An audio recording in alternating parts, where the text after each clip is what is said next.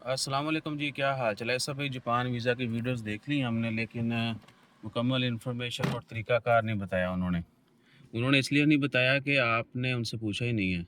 उसी जो है ना सीधा मेनू मैसेज ठोक दिया। और बहरहाल हमने तो आपको पता है कि चीज़ें बार-बार जो है ना वो आपसे शेयर की हुई हैं। सो सीन ये है जी कि गर्मी बड़ी ज़्यादा है, अपना ख़्याल रखा करें। 30 अप्रैल है और जुमेरात का दिन है। जापान वीज़ा पाकिस्तानियों के लिए फ्री ऑफ कॉस्ट है। उसकी कोई फ़ीस नहीं है, ठीक है ना? और आप ओमान में हैं, तो वीज़ा यहाँ से थोड़ा-सा टफ़ है, लेकिन मिल जाता है। ये नहीं है कि बिल्कुल ही नहीं मिलता है। अच्छी प्रोफ़ाइल वाले को या यदि फिर किस्मत हो, उसको मिल जाता है। यूएई की तरह नहीं है, यूएई में बहुत ईज़ी है, वहाँ पे इश्यूएंस रेट भी काफ़ी ज़्यादा है। ओमान में उसकी निस्बत कम है। बहरहाल पहली चीज़ तो ये कि जब भी आप किसी की भी वीडियो देखें, नीचे कमेंट किया करें कि उस्ताद जी तुसी ठीक है, पैसे लेने ने कम लाई जा रहे हो, लेकिन साथ में इन्फॉर्मेशन पूरी दे दिया करें। अप्लाई प्रोसीजर रिक्वायरमेंट सब कुछ बताया करें। वो नहीं बताते क्योंकि ज़ाहिर है उन्होंने भी तो रोज़ी रोटी है ना।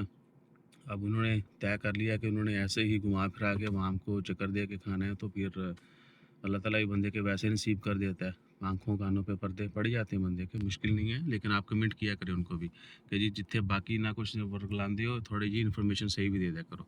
अच्छा, जापान वीज़ा के लिए एक तो ये पाकिस्तान गवर्नमेंट का जापान गवर्नमेंट के साथ जो है म्यूचुअल अंडर एग्रीमेंट है। म्यूचुअल अंडर म्यूचुअल एग्रीमेंट है दोनों कंट्रीज़ का कि जी फ़ीस जो है वो नहीं होगी, ठीक है?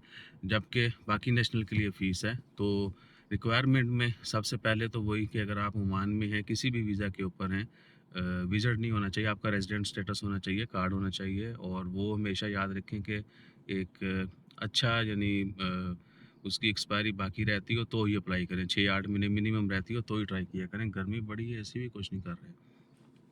और आपका वीज़ा थोड़ा ज़्यादा बाकी होना चाहिए। ओमान का स्टेटस जो है वो अगर स्ट्रॉन्ग है तो भी, अगर नहीं है तो भी अप्लाई हर कोई कर सकता है। उसके बाद आपके पास बैंक स्टेटमेंट होनी चाहिए, 6 मंथ स्टेटमेंट सैलरी वाली। अगर बिज़नेस की आपका बिज़नेस है तो आपने बिज़नेस स्टेटमेंट लगानी है, साथ बिज़नेस के सारे डॉक्यूमेंट्स लगाने होते हैं। और उसके बाद आपका एनओसी, बेशक कोई भी है, आपका वर्क वीज़ा है या बिज़नेस वीज़ा है, उन्होंने फॉर्मेलिटी के लिए एनओसी भी लगाना है। अगर आपकी प्रोफाइल काफ़ी स्ट्रॉन्ग है, पहले कोई ट्रैवल भी किए हुए हैं, तो आप कवर लेटर बना के भी उसमें काफ़ी सारी चीज़ें एक्सप्लेन करके, कवर लेटर कहीं कहीं अच्छा काम देता है, लेकिन वहाँ पे जहाँ ज़रूरत हो या जहाँ पे उसकी कोई लॉजिक बनती हो, हर जगह नहीं ताक देना, ठीक है? और उसमें चीज़ें एक्सप्लेन की जाती हैं। आपका ट्रैवल जो है वो थोड़ा एक्सप्लेन किया जाता है। और जापान के लिए स्पेशली, कोरिया के लिए भी, जापान के लिए भी ट्रैवल प्लान जो है, आपने कब जाना है, कहाँ-कहाँ पे, आपका डे प्लान जो होता है वो आपने पूरा एक्सप्लेन करना होता है, ठीक है? और बाकी होटल फ़्लाइट जो है वो उनके लिए भी डमी चाहिए, उसकी वो यानी कन्फर्म कन्फर्म नहीं चाहिए होता है, वो आपने देना है। और एम्बेसी की कोई अपॉइंटमेंट नहीं है, वॉक इन आपने जाना है, 9 से 12 जाएँ, बेहतरीन टाइम होता है। आप डॉक्यूमेंट सबमिट करके आ जाएँ, 8वें दिन यानी विदिन वीक या 10 दिन में आपको वो पासपोर्ट वापस कर देते हैं। आज लेट्स सपोज़ जुमेरात है, नेक्स्ट जुमेरात को आपको पासपोर्ट वापस मिल जाता है। और कोई फ़ीस नहीं है, बहुत ज़्यादा रश भी नहीं होता, ठीक है ना?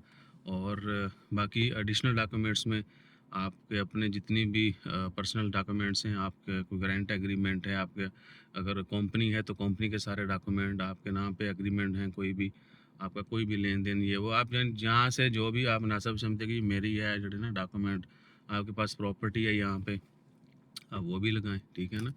तो और दूसरा ये भी कि अगर आप वाया ट्रैवल करते हैं तो उसके चांसेस और भी ज़्यादा होते हैं, बीच में कोई और कंट्री, फिर जापान, फिर कोई और कंट्री वापस, इस तरह।